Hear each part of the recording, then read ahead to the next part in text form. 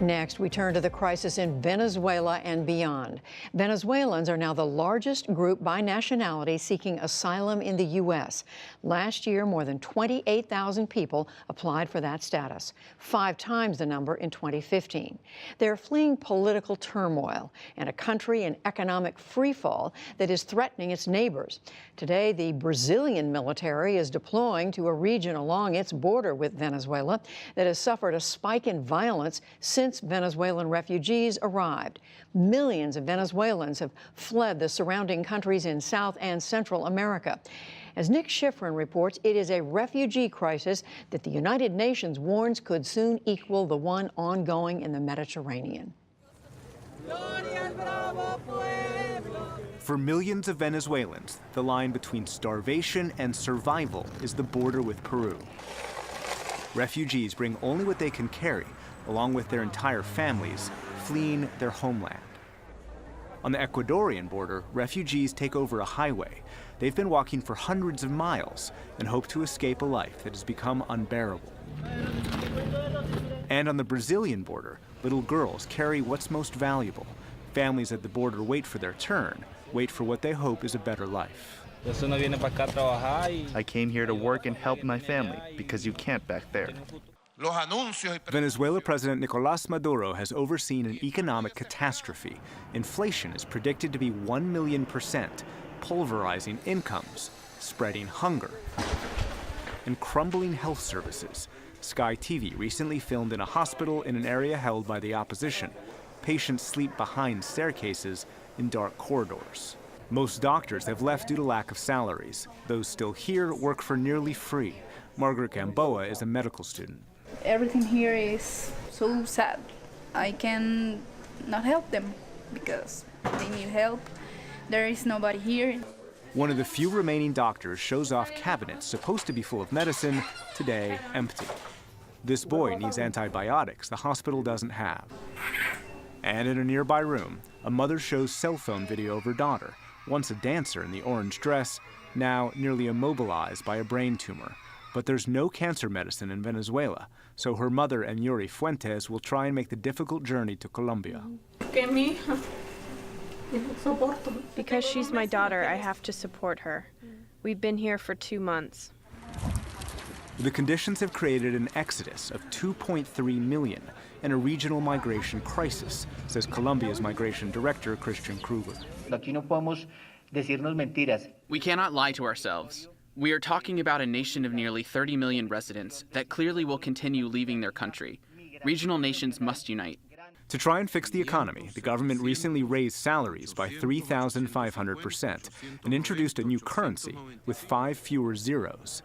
But in a country full of long gas lines, ATM lines, and groceries that can cost 2 weeks of people's salaries, that may be too little, too late, says Venezuelan business organization President Carlos Larrazabal. Without controlling the hyperinflation, the impact of these incremental changes will be totally counterproductive. The Maduro government says it's preventing chaos and fighting internal and external enemies. Maduro himself urges Venezuelans to stay home. Even if life isn't perfect, he says, leaving is worse.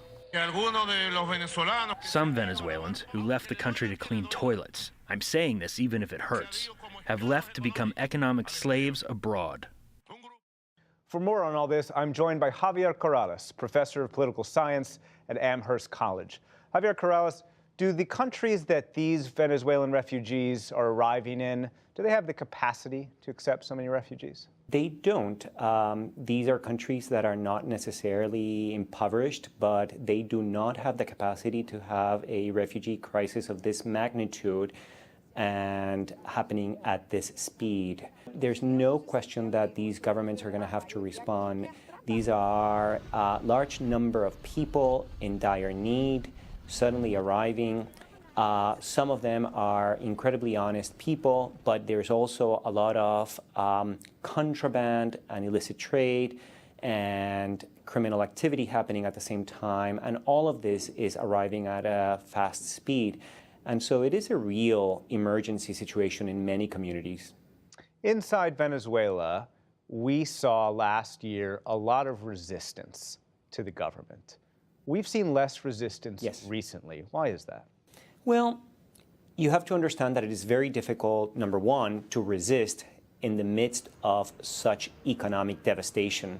The average salary is $1 a month, and there is complete scarcity. Also, and this is the second reason, last year the government inflicted quite a bit of repression, and it has continued to do so, but last year's repression was pretty brutal, signaling to the rest of the population that it's very costly to engage in political activism. So most Venezuelans are either giving up or spending time trying to survive or just opting to leave.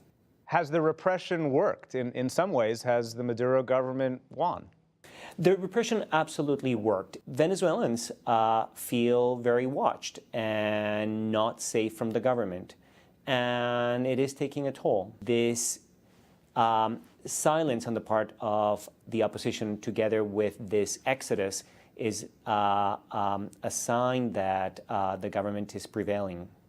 And as the government is prevailing, to use your words, do they feel any pressure to make some of the reforms that are required? This is what's so interesting. Under normal circumstances, any government facing this type of economic calamity would try to do something to stop it. But what I believe is happening in Venezuela is that the government has realized that this economic crisis works to its advantage because it completely decimates the private economy, and it also decimates civil society and leaves only one actor standing, and that is the state. So the administration, the Maduro administration, has concluded, strangely, that this economic crisis is politically convenient for them.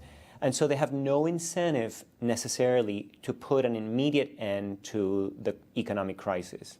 But we have seen some sign, right, that there's some cracks within the rank and file of the elites and perhaps even within the military. So does that mean that the government really feels no pressure to try and make life better for everyone in the country? The one incentive to try to fix the situation is that the economic environment is unbearable for almost everyone. So the government is responding with the classic combination of co-opting some groups and repressing those that are a bit more uppity. And so you see that a lot of the repression now is being directed not just at opposition forces, but also sectors of the ruling party that are beginning to show discontent. There are reports of about 200 military personnel having been arrested, for example. And that tells us that the government is trying this combination of co-opting some groups, but also applying some force inside the movement itself, including the military. And the government feels that this is a battle that it can win, that this is a game where they can be good at. And quickly, in the time we have left, if they're not feeling insecure, can they just maintain the status quo and perhaps buy time until, for example, oil prices increase again? That's essentially what I think they are hoping for, that all they need to do is to wait it out for a few more months, and that at some point the price of oil will go up, and this will give them some more room for maneuvering. So it's a matter of just holding steady for a little longer, make sure that they don't introduce drastic change, and wait for the price of oil to go up. Javier Corrales of Amherst College, thank you very much. My pleasure.